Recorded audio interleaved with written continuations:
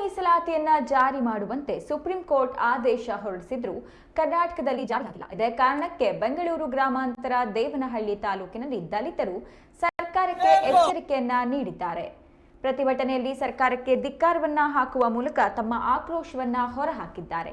ನಂತರ ದಲಿತ ಮುಖಂಡ ರಾಯಸಂದ್ರ ಮಾತನಾಡಿ, ಒಳ ಮೀಸಲಾತಿ ಜಾರಿ ಮಾಡದಿದ್ರೆ ದಲಿತರು ಒಟ್ಟಾಗಿ ಸರ್ಕಾರವನ್ನ ಸೋಲಿಸುವುದಾಗಿ ಎಚ್ಚರಿಕೆಯನ್ನ ನೀಡಿದ್ದಾರೆ.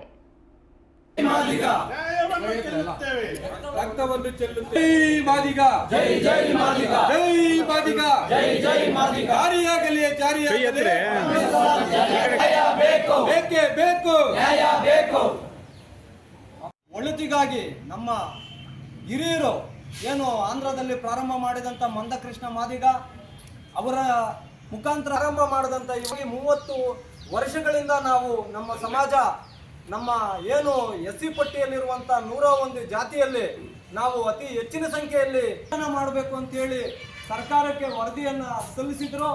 ಅದೇ ರೀತಿ ಆಂಧ್ರದಲ್ಲಿ ಕೂಡ ಈ ಒಂದು ಒಳ ಮೀಸಲಾತಿ ಚಂದ್ರಬಾಬು ಮೀಸಲಾತಿಯನ್ನ ಏನು ಪರಿಶಿಷ್ಟ ಜಾತಿಯಲ್ಲಿ ಇರ್ತಕ್ಕಂಥ ತುಳಿತುಕೊಳ್ಳದೆ ನ್ಯಾಯಮೂರ್ತಿಗಳ ಪೀಠ ಆಯಾಯ ರಾಜ್ಯಗಳಿಗೆ ಈ ಒಂದು ಒಳ ಮೀಸಲಾತಿ ಕೊಡುವಂತ ಒಂದು ದೇಶದ ಈ ಹಿಂದೆ ನಮ್ಮ ಹಿರಿಯರು ಹೇಳ್ದಂಗೆ ಕಾಂಗ್ರೆಸ್ ಸರ್ಕಾರ ನಮ್ಮನ್ನ ದಲಿತರನ್ನ ವೋಟ್ ಬ್ಯಾಂಕ್ ಆಗಿ ಮಾಡ್ಕೊಂಡು ವೋಟ್ ಬ್ಯಾಂಕ್ ಆಗಿನೇ ನಡ್ಸ್ಕೊಂಡ್ ಬರ್ತಾ ಇದೆ. ನಮ್ಮ ದಲಿತರಿಗ ಇದುವರೆಗೂ ಯಾವುದೇ ರೀತಿ ಸಂವಿಧಾನಬದ್ಧವಾಗಿ ಯಾವುದೇ ರೀತಿ ನ್ಯಾಯ ಯಾವುದೇ ಸರ್ಕಾರ ಕೊಟ್ಟಿಲ್ಲ. ಹಂಗಾಗ್ಬಿಟ್ಟು ಈ ಪ್ರಣಾಳಿಕೆ ಅವರು ಏನ್ ಹೇಳಿದ್ದಾರೆ, ನಾವು ಈ ಒಳ ಮೀಸಲಾತಿ ಜಾರಿ ಮಾಡ್ತೀರಿ ಅಂತ ಹೇಳ್ಬಿಟ್ಟು ಎಲೆಕ್ಷನ್ ಮೊದಲು ಓಟ್ಗಾಗಿ ಅವರು ನಮ್ಗೆ ಒಳ ಮೀಸಲಾತಿ ನಮ್ ಸರ್ಕಾರ ಬಂದ್ರೆ ನಾವು ಜಾರಿ ಮಾಡ್ತೀರಾ ಅಂತ ಏನ್ ಮಾತು ಕೊಟ್ಟಿತ್ತೋ ಆ ಮಾತನ್ನ ಉಳಿಸ್ಕೊಂಡ್ರೆ ಮುಂದಿನ ದಿನಗಳಲ್ಲಿ ಸರ್ಕಾರ ಉಳಿಯುತ್ತೆ.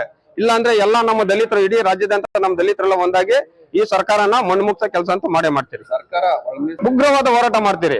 ಈಗ ಫ್ರೀಡಂ ಪಾರ್ಕ್ ಮುಂದೆ ಮಾಡ್ತಾ ಇದ್ದೀರಿ. ಆದ್ರೆ ಮುಂದಿನ ದಿನಗಳಲ್ಲಿ ಇದೇನಾದ್ರೂ ಜಾರಿ ಮಾಡಿಲ್ಲ ಅಂದ್ರೆ ಅವರು ಕೊಟ್ಟಿರೋ ಮಾತು ನಡ್ಕೊಂಡಿಲ್ಲ ಅಂದ್ರೆ ಇಲ್ಲ ಅಂದ್ರೆ ನಾವು ವಿಧಾನಸೌಧ ಮುಂದೆನೆ ನಾವು ಇದೊಂದು ಹೋರಾಟ ಮಾಡೋದಕ್ಕೆ ಅಲ್ಲಿ ಸಜ್ಜು ಮಾಡ್ತೀರಿ. ಇವಾಗ